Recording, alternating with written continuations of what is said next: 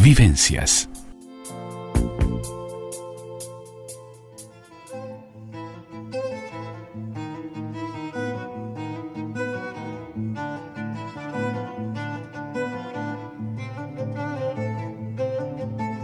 Mano a mano y sin diván. La columna de Jorge Schneiderman en Vivencias. Y ya estamos con Mano a mano y sin diván, la columna del psicólogo Jorge Schneiderman, para hablar hoy de la figura materna, porque se aproxima el Día de la Madre, que se suele celebrar el segundo domingo de mayo, por lo que nos pareció con Jorge muy apropiado hablar de la importancia de la figura materna, y ver cómo de alguna manera influye esta figura materna en el desarrollo cognitivo, social, emocional del niño y del ser humano. Muy buenas tardes, Jorge, muy bienvenido. Muchísimas gracias, Andrea. Como siempre, un gustazo establecer este diálogo contigo a través de Vivencias. Y bueno, sí, el otro día cuando estábamos hablando en esos encuentros, esos diálogos que establecemos justamente para ver los fines de semana, columna. Jorge. Exactamente, los fines de semana hacemos, técnicamente sería un trabajo de preproducción, podríamos decir, sí. O algo así, pero qué sé yo, y la idea también era salir un poquito del foco, no apartarnos de lo que es la temática que tanto nos está convocando, pero bueno, ir hacia el lado de un tema que, bueno, dada la proximidad del Día de la Madre, más allá de que cada día, todos y cada uno de los días, debemos rendir el culto a lo que es la figura materna, bueno, hablar un poquito más, extendernos, profundizar, y bueno, y a eso nos dispondremos en esta columna, ¿verdad, Andrea? En esta columna que igual, viste que todos los temas que tocamos, Jorge, no nos podemos apartar de la realidad, porque la pandemia siempre nos está haciendo compañía. Por ejemplo, el grupo asesor honorario ha recomendado tener mucho cuidado con este festejo del Día de la Madre por el tema de los contagios. O sea, no vamos a apartarnos de lo que estamos viviendo, porque es parte de nuestra realidad y de lo que nos toca vivir, y creo que también eso lo tendremos en cuenta. Pero me gustaría, si te parece, empezar por ese, digamos, contacto que se genera entre la madre y el hijo, que yo creo que se genera ya en el momento desde la gestación y esos 9 meses que permanece en su útero. Yo creo que ahí ya comienza el primer contacto y esa primera aproximación. Por supuesto, hasta podríamos aventurarnos, Andrea, a decir que en esa madre, obviamente, la fantasía de la maternidad, obviamente, se instala mucho antes, ¿no? Ya cuando niña y juega con sus muñecos, con sus muñecas, ya va aflorando todas esas cosas que son inherentes a ese instinto materno, ¿no? Pero es cierto lo que vos decís. Ahora, el hombre es el único mamífero que al nacer y durante un largo tiempo depende del amparo y los cuidados de la madre, ¿verdad? O sea, y la naturaleza nos muestra cómo otros mamíferos, prácticamente desde el inicio de su vida logran incorporarse e incluso proveerse de su alimento. Más aún te diré, o sea, más temprano que tarde, la madre, y lo vemos recurrentemente en los documentales de Nat Geo o de Discovery Channel, la madre incentiva incluso la autonomía, ¿no? Instándolo a independizarse, ¿no? El sentido de la maternidad, que no es tan Andrea, fácil. Comienza... Perdón, Jorge, escucho. que no es tan fácil que no es tan fácil con los seres humanos, por eso que bien decís que el bebé no se independiza y es autónomo. Generalmente el primer año es muy dependiente de la madre. Sumamente, y hasta un poquito más. De repente ya cuando logra caminar, cuando logra establecer un contacto con el mundo exterior, cuando logra incorporar, aprender y aprehender lo que acontece en el afuera, ¿no? O sea, en el afuera me refiero más allá de lo que es ese vínculo inicial con la madre. Bueno, ahí como que empieza, podríamos decir que inicia todo el proceso de desarrollo cognitivo del niño, el desarrollo afectivo emocional y por supuesto el proceso de socialización, ¿no? Por eso es muy importante reparar en esto. La fragilidad del niño al nacer implica pues que la madre, el entorno, el padre, la madre o quien ejerza el rol materno, porque hay veces, hay situaciones en que ante la ausencia de la madre, obviamente es importante la figura que la sustituye, a veces es una abuela, una tía, Claro.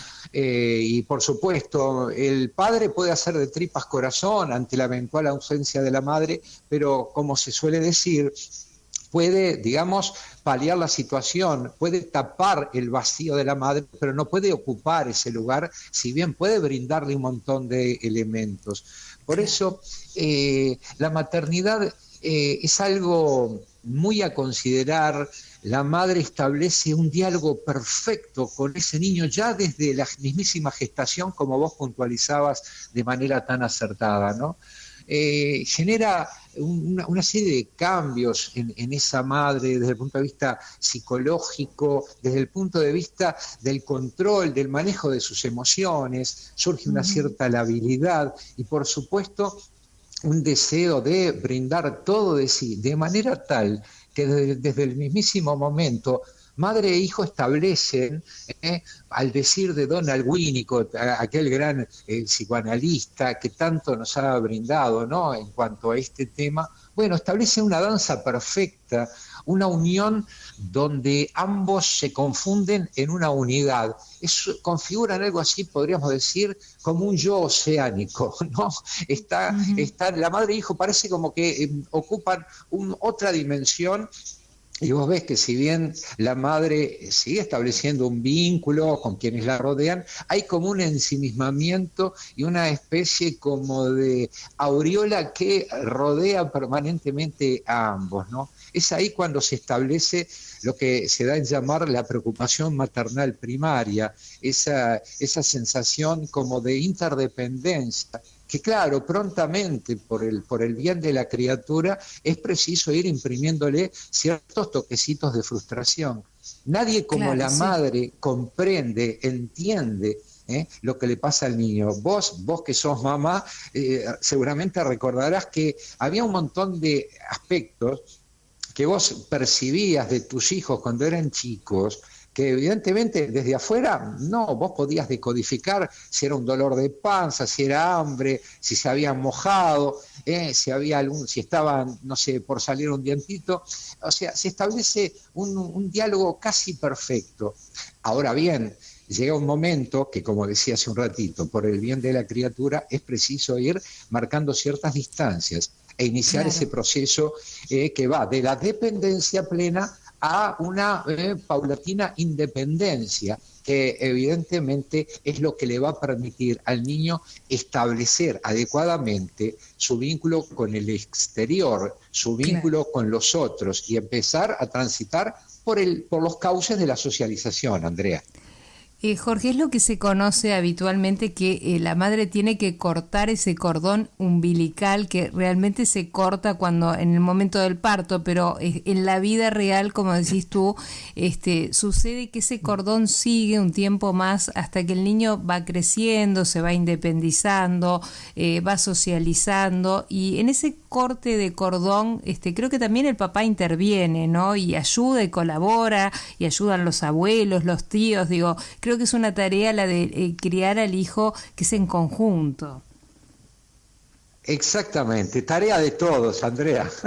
Es así, claro. Es tal cual. Yo creo que esto viene también de la mano de dos elementos que son fundamentales para establecer una adecuada maternidad y una adecuada paternidad. Amor y límites, ¿verdad? Hemos hablado mucho de lo que es el amor como motor impulsor de los vínculos, de los saludables vínculos, del adecuado establecimiento de las relaciones de alteridad y los límites que como siempre hemos señalado en Mano a Mano y Sin Diván, no nos separan, nos unen y permiten, o sea, favorecen que el niño transite adecuadamente por el proceso de desarrollo. Es muy importante. Ahora, claro, los padres, seguimos siendo padres a lo largo de toda la vida. Obviamente, parte de esa historia de cortar el cordón umbilical no se termina solamente cuando el niño deja de ser un bebé o mismo cuando vas a ser un adolescente. Hay padres, hay vínculos que muchas veces se tornan a veces tóxicos o patológicos en la medida que no se logra en su momento, en tiempo y forma, establecer ese límite, ¿no? Y darle alas al hijo, a la hija, ¿para qué? Para que puedan salir a construir su propio proceso de vida, transitar por su periplo existencial, obviamente valiéndose de lo que es el bagaje experiencial, ¿no? Y enfatizo en el término, no experimental solamente, experiencial, o sea, que vaya acumulando sus propias experiencias y a partir de ello ir construyendo su modelo de percepción de la realidad. Eso forma parte también, facilitarle al hijo la construcción poco a poco de una capacidad autónoma, independiente, de construir su propia percepción sobre el mundo, sobre la realidad y elaborar su propio universo de intereses, Andrea. Jorge, esto que estás diciendo, hablando de este rol de la figura materna que, por lo que tú bien señalás, es importantísimo en el desarrollo cognitivo, social, emocional del niño, ¿no? Para una adecuada vinculación con el mundo que lo rodea. Creo que también hoy debemos hablar, ya que nuestra sociedad enfrenta distintos modelos de familia, y en estos distintos modelos, creo que en estos diferentes modelos que hoy se presentan en nuestra sociedad, el rol de la madre sigue siendo importantísimo en cualquiera de los modelos que podamos analizar, porque estábamos hablando, por ejemplo, madre, padre en una familia heterosexual, pero hoy hay otros modelos en los que creo que también le tenemos que dar cabida a este rol materno.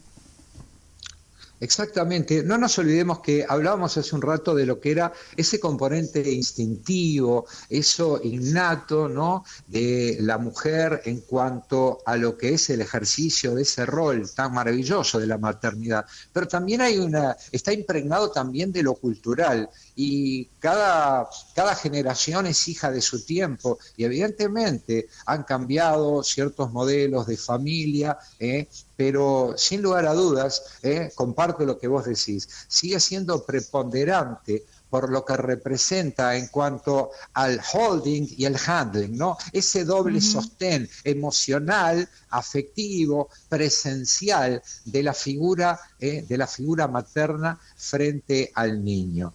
Estamos transitando por un proceso de gran transformación social. Sería sumamente, digamos, inconducente seguir manejando los patrones que se manejaban en el siglo XIX, en el siglo XX, o mismo, qué sé yo, en la época cuando nosotros éramos chicos, había ciertos criterios que tenían que ver mucho con lo cultural, con lo preestablecido, con los prejuicios, incluso al decir del profesor Carrasco, con las percepciones anticipadas. Yo creo que, como hemos dicho recurrentemente, lo único permanente son los cambios, como decía el gran Heráclito de Éfeso, ¿verdad? La vida fluye, la vida es movimiento, todo cambia, y debemos avenirnos a los cambios y no dejarnos atrapar por el anquilosamiento, y darle cabida, repensar la realidad conforme vamos avanzando en el tiempo. Y creo que es preciso adecuarse a todos estos modelos de parentalidad. Hoy podemos hablar de parentalidades diferentes a las que se manejaban en los tiempos de nuestros abuelos, o 30 años atrás de repente, ni hablar en etapas pretéritas, ¿verdad, Andrea? Jorge, estamos en los últimos minutos y me gustaría en este último minuto, porque seguramente habrá muchos oyentes que nos están escuchando y que quizás hayan perdido ya hace mucho tiempo a su mamá, y sin embargo esas enseñanzas y esas palabras los siguen acompañando. ¿Por qué es que la madre siempre permanece en el corazón de cada uno de nosotros? Creo que es lo que podríamos... para ir cerrando, ¿no? Porque es tan importante para cada uno de nosotros el rol de la madre. Sí, sí, sí, sí. Vos viste que en los momentos más saciados de la vida, en esos momentos en que estamos expuestos a un peligro superlativo, en esos instantes en que perdemos toda esperanza, ¿cuál es el grito que surge? Mamá, mamá mía, Dios mío, Ujú, ¿no? claro. Parece como que nos constituye esa invocación a la madre, porque hemos establecido un vínculo tan estrecho, porque es tan, digamos, estamos tan entrelazados a lo que significa la madre, el haber compartido justamente en los primeros tiempos de la vida, nos llevó durante 9 meses, pero más allá de esos 9 meses, asomamos a la vida a través de nuestra madre y fue evidentemente nuestro primer mojón afectivo, nuestro primer factor de referencia y por supuesto que es algo que nos ha de acompañar siempre. La palabra de la madre. Las madres son las que están siempre cuando casi todo el mundo se va o cuando casi nadie llega, en situaciones que vos ves, personas que están pasando por situaciones de enfermedad o personas que Ujú. están privadas de libertad. Vos vas a ver en las filas, como aparecen las películas, en las filas de las cárceles, las madres, a veces viejitas, con los bolsos llenos bajo el sol, esperando para ver al hijo independientemente de lo que haya sido la vida o el camino que tomó ese hijo. Por eso creo que más allá de la significación estrictamente comercial que puede tener el Día de la Madre, voy a caer en un lugar común, ¿no? De repente un lugar común y hasta sensiblero. Pero el que tiene a la vieja, que le vaya por lo menos a marcar presencia, con los cuidados, por supuesto, con los Ujú. cuidados que corresponden. Hoy el mejor beso, el mejor abrazo para darle a la mamá es, en la medida de lo posible, acercarse, mantener el distanciamiento social y, bueno, el tapaboca, y, bueno, y prometerle, eso sí, que muy pronto el abrazo va a venir y van a retornar esos momentos, esos encuentros, porque no hay nada que iguale al abrazo de una madre, en todo momento de la vida. Así que bueno, para vos, para todas las madres de nuestro país y del mundo, lo mejor el próximo domingo, y bueno, y a cuidarlas mucho, ¿no? Y a cuidarnos todos, por sobre todo, Andrea. Muchísimas gracias, Jorge. Un placer. Gracias por tus deseos y también van desde aquí los mismos deseos para todas las mamás del mundo, para las que están en esta tierra y para las que han partido Ahí, también, que como son esas mamás que nos han quedado para todos en el corazón. Muchas gracias, Jorge. Como siempre, por nos supuesto. reencontramos el próximo martes. Muchísimas gracias. Vivencias.